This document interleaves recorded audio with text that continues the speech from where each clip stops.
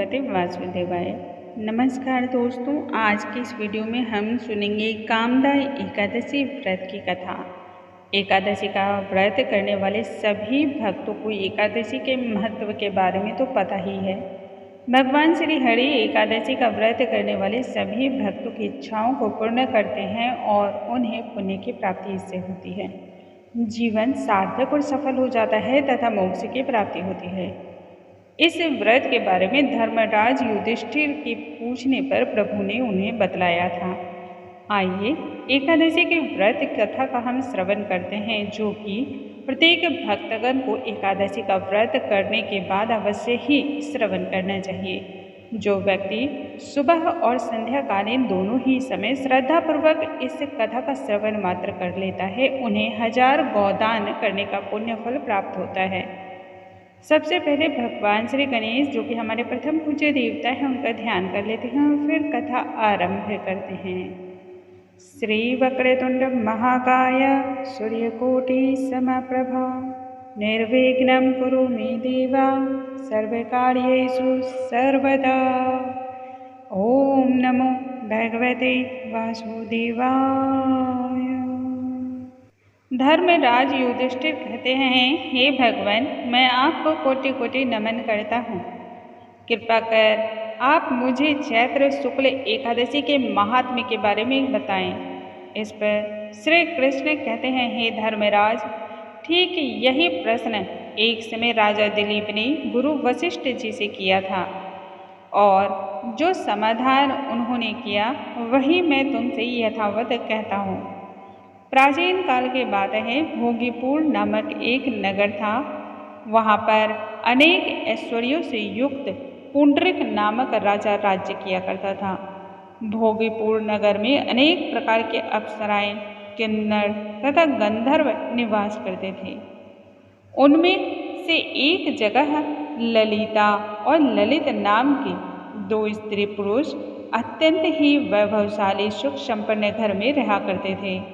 उन दोनों में परस्पर अत्यधिक स्नेह था, यहाँ तक कि जब दोनों थोड़ी देर के लिए भी अलग हो जाते थे तब दोनों ही व्याकुल हो उठते थे।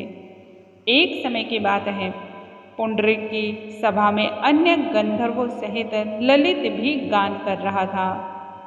ललित के गाते गाते उसको अपनी प्रिय ललिता का ध्यान आ गया। इस कारण उसका स्वर भंग हो गया।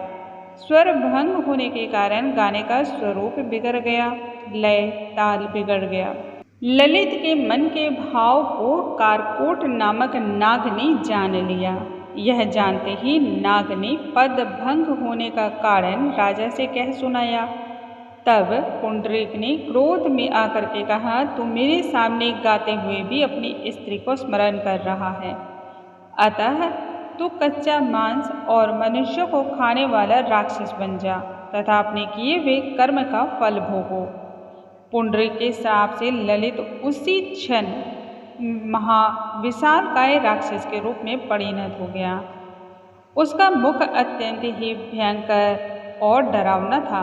नेत्र सूर्य चंद्रमा की तरह प्रदीप्त तथा मुख से मानो अग्नि की ज्वाला धधकने लगी थी। उसके नाक पर्वत की कंदरा के समान विशालकाय हो गई थी और गर्दन पर्वत के समान लगने लगी थी। सिंह के बाल तो मानो पर्वतों पर खड़े वृक्षों के समान लगने लगे थे तथा उसकी भुजाएं भी अत्यंत लंबी और विशालकाय हो गई थी। सब मिलाकर के हम देखते हैं तो उसका शरीर 8 योजन के विस्तार में विस्तृत हो गया था। इस प्रकार से वह राक्षस के रूप में परिणत होकर के अनेक प्रकार के दुख और पीड़ाओं को भोगने लगा। जब उसके प्रियतमा ललिता को यह सारा वृत्तांत मालूम हुआ तब उसे अत्यंत ही खेद हुआ। वह सोचने लगी कैसे किस प्रकार से अपने पति का उद्धार किया जाए।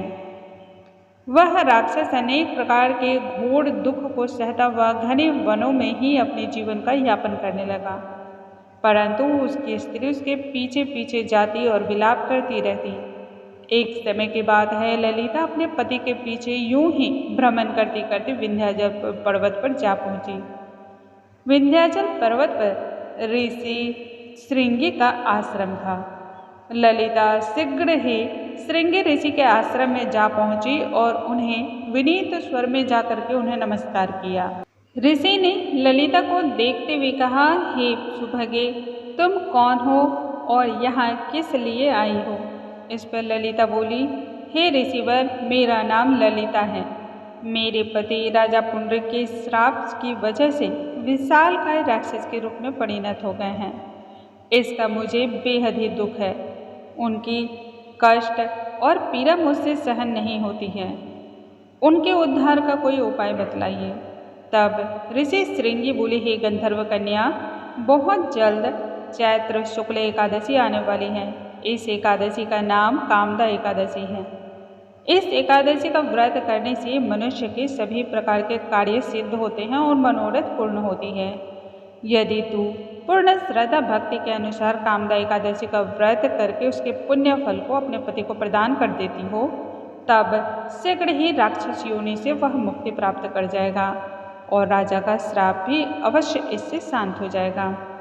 मुनि के इस प्रकार के वचन को सुनने के पश्चात ललिता ने चैत्र शुक्ल एकादशी आने पर इस व्रत का पालन किया तथा द्वादशी को ब्राह्मणों के सामने अपने व्रत का फल अपने पति को देती हुई कहने लगी, हे भगवान, इस प्रकार से मैं प्रार्थना करती हूँ, हे प्रभु, मैंने जो यह व्रत किया है इसके पुण्य फल को मेरे पति को ही प्राप्त हो जाए, जिससे वह राक्षस योनि से मुक्ति प्राप्त हो जाए। एकादशी का फल देते ही उसका पति राक्षस योनि से मुक्त होकर के पुनः अपने स्वरूप को प्राप्त हुआ। फिर अनेक प्रकार के सुंदर वस्त्र आभूषणों से युक्त होकर के ललिता के साथ यथावत विहार करने लगा। तत्पश्चात इसी प्रकार से दोनों अपने जीवन को यापन करते रहे। कुछ समय इसी प्रकार से बीत गया और उसके बाद दोनों विमान में बैठ करके स्वर्गलोक की ओर चल पड़े। वशिष्ठ मुनि इसकी बात कहते हैं, हे राजन, इस व्रत को विधि पूर्वक करने से सभी प्रकार के पापों का नाश होता है तथा ब्रह्म हत्या, गौ हत्या या फिर राक्षस योनि जैसी पीड़ा से भी मुक्ति प्राप्त हो जाती है। संसार में इस व्रत के बराबर दूसरा कोई अन्य व्रत उपवास नहीं माना जाता है।